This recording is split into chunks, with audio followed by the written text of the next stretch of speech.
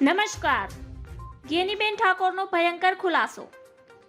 ગેનીબેન ઠાકોરે જણાવ્યું હતું તે જે લોકોએ કોંગ્રેસ છોડી છે એ એમની વિચારધારા છે. હું એમાં પડવા માંગતી નથી. વર્ષોથી કોંગ્રેસ પક્ષમાં રહીને અનેક હોદ્દાઓ ઉપર રહ્યા. કોંગ્રેસે તેમને તકો આપી અને એવા લોકો કોંગ્રેસના ખરાબ સમયમાં કોંગ્રેસ છોડે એટલે એ વિસ્તારના લોકો અને કાર્યકર્તાઓની લાગણી દુભાતી હોય છે. અર્જુન મોઢવાડિયા અને અમરીશ ડેર કોંગ્રેસના ત્રિરંગામાંથી ભાજપના કેસરી રંગમાં રંગાઈ ગયા છે. કોંગ્રેસ નેતાઓના પક્ષ છોડવા અને ભાજપના જવા મામલે ધારાસભ્ય ગેનીબેન ઠાકોરે મહત્વનું નિવેદન આપ્યું છે. ગેનીબેન ઠાકોરે ભાજપમાં જોડાયેલા કોંગ્રેસના નેતાઓને સ્વાર્થી ગણાવ્યા છે. હું અનેક વખત કહી ચૂકી છું કે હું જીવું છું ત્યાં સુધી ભાજપમાં જવાની નથી અને ભાજપ પાર્ટી સામે ઓશિકું રાખીને પણ સુવાની નથી.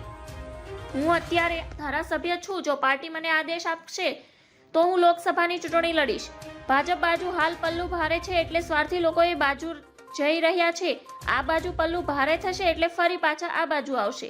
જે લોકોને ધંધા રોજગારીની બીકો હોય, પરિવારો ઉપર ખોટા કેસોની બીકો હોય, એ લોકો ત્યાં જતા હશે. ધન્યવાદ. જય હિન્દ.